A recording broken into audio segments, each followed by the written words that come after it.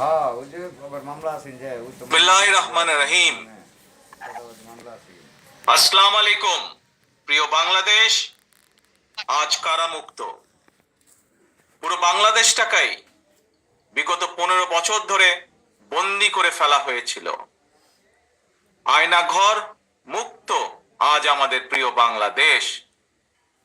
বিরোধী মতের মানুষকে আয়না ঘরে আটকে রাখা হতো, আজ উন্মুক্ত হয়েছে গণতন্ত্রের দ্বার। আজ মুক্ত স্বাধীন প্রিয় বাংলাদেশ। প্রিয় বাংলাদেশের সাহসী ছাত্র জনতাকে বিরচিত অভিনন্দন। প্রিয় দেশবাসী, আপনাদের ঐক্যবদ্ধ আন্দোলনে গণহত্যাকারী হাসিনা দেশ ছেড়ে পালিয়েছে। প্রমাণ হয়েছে আবারও মুক্তিযুদ্ধের বাংলাদেশ কখনো পরাজয় মানে না, মানতে পারে না এবং মানবে না। বাংলাদেশের পক্ষের শক্তি ঐক্যবদ্ধ থাকলে কোনো অপশক্তি বাংলাদেশকে দমিয়ে রাখতে পারবে না ইনশাআল্লাহ। 1971 এর মুক্তিযুদ্ধ আর 2024-এর মুক্তিযুদ্ধ, উভয় মুক্তিযুদ্ধেই জনগণের বার্তা একটি। কি সেটি? সেই বার্তা হলো শর্ত দিয়ে স্বাধীনতা হয় না। স্বাধীনতা প্রিয় জনগণ স্বাধীনতা অর্জন কিংবা স্বাধীনতা রক্ষায় কোনো শর্ত মানে না, মানতে রাজি না। গণহত্যাকারী স্বৈরাচারী হাসিনা পালিয়ে যাবার পরে বাংলাদেশ থেকে, প্রিয় বাংলাদেশ থেকে আমি যত মানুষের সাথে কথা বলেছি, প্রতিটি মানুষ অনুভূতি প্রকাশের প্রথম উচ্চারণ ছিল বাংলাদেশ স্বাধীন হয়েছে। স্বাধীন বাংলাদেশ থেকে বলছি। দেশ এবং জনগণকে স্বাধীন করতে গিয়ে চোখে মুখে বুকে গুলি আলিঙ্গন করা আবু সাইদ কিংবা মুগ্ধের মতন হাজারো ছাত্র ছাত্রী, তরুণ তরুণীকে প্রাণ বিসর্জন দিতে হয়েছে। আহত হয়েছেন অসংখ্য অগণিত মানুষ। এর ভিতরে ছাত্র ছাত্রী রয়েছেন, এর ভিতরে রয়েছেন সাধারণ মানুষ, গৃহিণী, এর ভিতরে রয়েছেন রাজনৈতিক নেতা কর্মী বৃন্দ। গণতন্ত্রের বিজয়ের ইতিহাসের এই মানুষগুলোর স্মরণীয় হয়ে থাকবেন। ছাত্র জনতার এই বিপ্লবে দেশের সকল শ্রেণী পেশার মানুষ সেদিন রাজপথে নেমে এসেছিলেন। গণতন্ত্রের পক্ষের রাজনৈতিক দলের নেতাকর্মীদের পাশাপাশি একজন মা যেমন তার সন্তানকে কোলে নিয়ে সেদিন রাজপথে সামিল হয়েছিলেন, একইভাবে শিক্ষক, সাংবাদিক, বুদ্ধিজীবী, সাংস্কৃতিক কর্মী, শ্রমিক সহ সকল শ্রেণী পেশার মানুষ সেদিন রাজপথে নেমে এসেছিলেন। 52, 71 কিংবা 90 এর মতন দেশের ছাত্র সমাজ বিজয়ের নতুন আরেকটি অমর ইতিহাস রচনা করেছেন। ছাত্র জনতার ঐক্যবদ্ধ বিপ্লবের মধ্যে দিয়ে 2024 সালের 5ই আগস্ট বাংলাদেশ দেখেছে আরেকটি বিজয়। আমি বিএনপি সহ গণতান্ত্রিক আমি প্রতিটি রাজনৈতিক দলের পক্ষ থেকে দলমত নির্বিশেষে অভিনন্দন জানাই বাংলাদেশের বীর জনতাকে।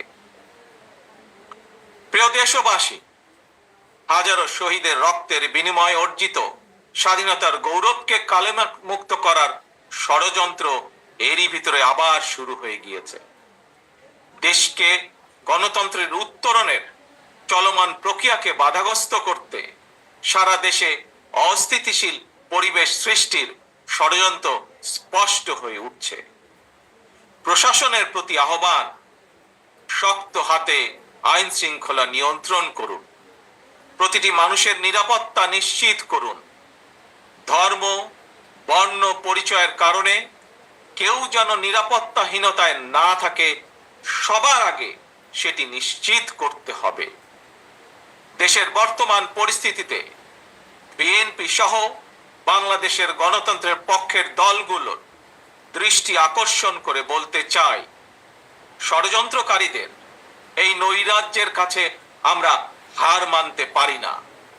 আমি বিশেষ করে এই মুহূর্তে দেশের সবচেয়ে বড় এবং জনপ্রিয় রাজনৈতিক দল হিসাবে সারা দেশে বিএনপির সর্বস্তরের নেতাকর্মীর প্রতি আহ্বান রেখে বলতে চাই, আপনারা যিনি যেখানে বসবাস করেন সেখানে আপনার বন্ধু কিংবা পাড়া প্রতিবেশী, তিনি মুসলমান, বৌদ্ধ, হিন্দু, খ্রিস্টান, ধর্মীয় পরিচয় যাই হোক না কেন, বিশ্বাস যাই হোক না কেন, তার নিরাপত্তায় আপনি ঢাল হিসাবে দাঁড়িয়ে দৃষ্টান্ত স্থাপন করুন। আমাদেরকে মনে রাখতে হবে, বাংলাদেশে ভূখণ্ডে বসবাসকারী প্রত্যেকটি মানুষের একটি পরিচয়, সেটি হচ্ছে আমরা বাংলাদেশী। প্রিয় ভাই বোনেরা, আরেকটি বিষয়ের প্রতি আপনাদের দৃষ্টি আকর্ষণ করে কথা বলতে চাই। একটি সভ্য এবং গণতান্ত্রিক রাষ্ট্রে পুলিশ অপরিহার্য। পুলিশ জনগণের শত্রু নয়। গণহত্যাকারী হাসিনা বিনা ভোটে ক্ষমতায় থাকার জন্য আইন শৃঙ্খলা বাহিনীকে জনগণের শত্রু হিসাবে দাঁড় করিয়েছে। তবে আমি বিশ্বাস করি, বিএনপি বিশ্বাস করে, বাংলাদেশের গণতান্ত্রিক রাজনৈতিক দলগুলো প্রত্যেকে বিশ্বাস করে, পুলিশের ভেতরে একটি চক্র ছাড়া অধিকাংশ পুলিশ কর্মকর্তা এবং সদস্য চাকরিবিধি মেনেই, দেশের আইন কানুন মেনেই দায়িত্ব পালনের চেষ্টা করছেন। হাসিনার পালনের পরে বর্তমানে খুব সুকৌশলে একটি চক্র পুলিশের মনোবল ভেঙে দেওয়ার ষড়যন্ত্রে লিপ্ত হয়েছে। পুলিশকে অকার্যকর করে দেওয়া গেলে দেশকে অস্থিতিশীল করা সহজ। ধর্মীয় সংখ্যালঘু জনগোষ্ঠীর মনে নিরাপত্তাহীনতা সৃষ্টি করা সহজ। অস্থিতিশীলকারীদের আমি হুঁশিয়ার করে দিয়ে বলতে চাই, পুলিশ কিংবা ধর্মীয় সংখ্যালঘু জনগোষ্ঠী আজ থেকে, এই মুহূর্ত থেকে হামলা কিংবা নৈরাজ্য বন্ধ করুন। এমনকি কেউ বিএনপির নাম ব্যবহার করে কোনো অপকর্ম করতে চাইলে তাকে ধরে আইনে হাতে তুলে দিন। কোন পুলিশের বিরুদ্ধে কোনো সুনির্দিষ্ট অভিযোগ থাকলে সংশ্লিষ্ট কর্তৃপক্ষের কাছে যথা নিয়মে অভিযোগ দায়ের করুন। দেশবাসীর প্রতি আমার বিনীত আহ্বান, কেউ দয়া করে নিজের হাতে আইন তুলে নেবেন না। প্রতিহিংসা, প্রতিশোধে লিপ্ত হবেন না দয়া করে। বিচারের ভার নিজ হাতে দয়া করে তুলে নেবেন না। কেবল দৃষ্টান্ত অনুসরণ নয়, নিজেই দায়িত্বশীলতা এবং মানবাধিকার দৃষ্টান্ত স্থাপন করুন।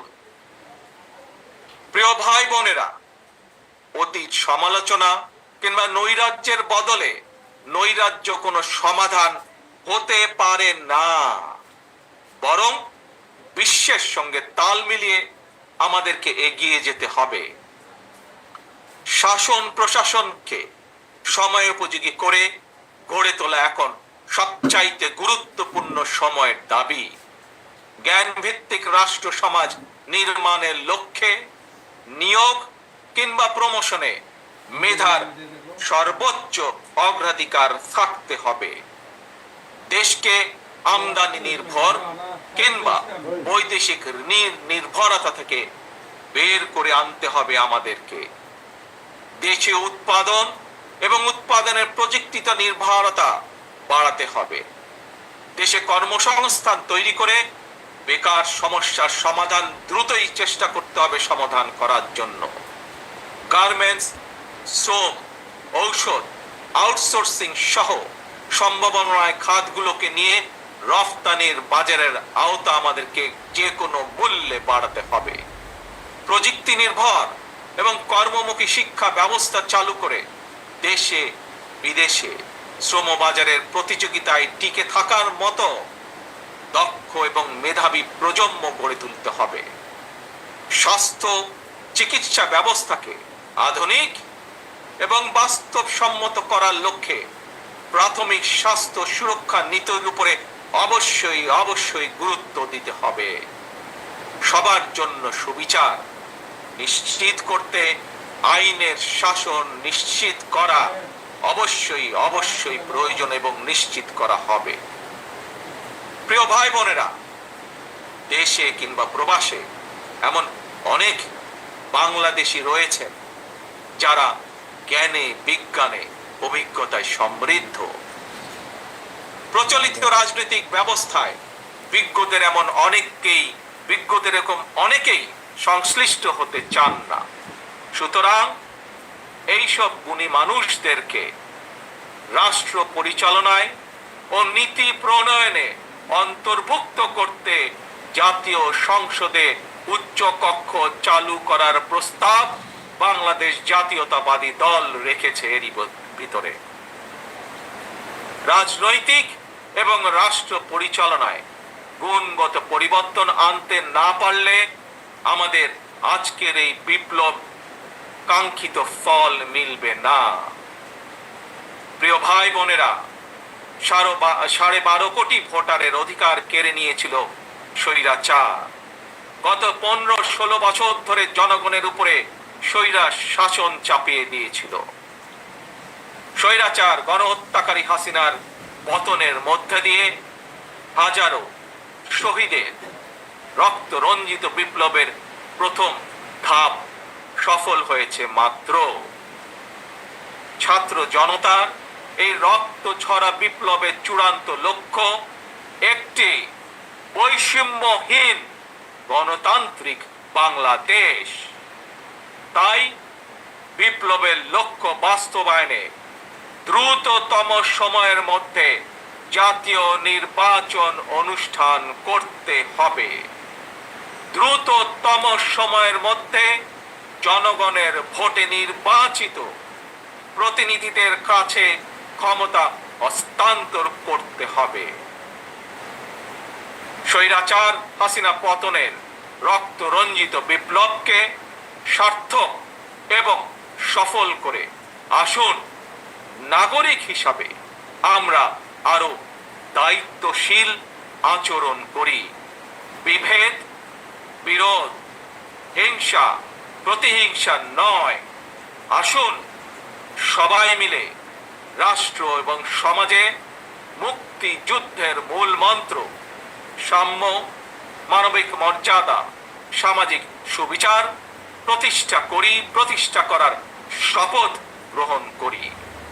নতুন প্রজন্মের জন্য একটি দুর্নীতিমুক্ত এবং জবাবদিহিমূলক একটি নিরাপদ গণতান্ত্রিক বাংলাদেশ আমরা গড়ে তোলার সর্বোচ্চ চেষ্টা করি। সর্বশেষে আমি আমার দলের নেতা কর্মী সমর্থক শুভাকাঙ্ক্ষীদের উদ্দেশ্যে বলতে চাই, আমরা সকলে ঐক্যবদ্ধ থাকলে তারুণ্যের জন্য যে তারুণ্যর নেতৃত্বে আজ বাংলাদেশের এই বিপ্লব সফল হয়েছে, আমরা সকলে ঐক্যবদ্ধ থাকলে আগামী দিনের বাংলাদেশের জন্য, তারুণ্যের জন্য একটি নিরাপদ ভবিষ্যৎ আমরা গড়তে পারবো ইনশাআল্লাহ।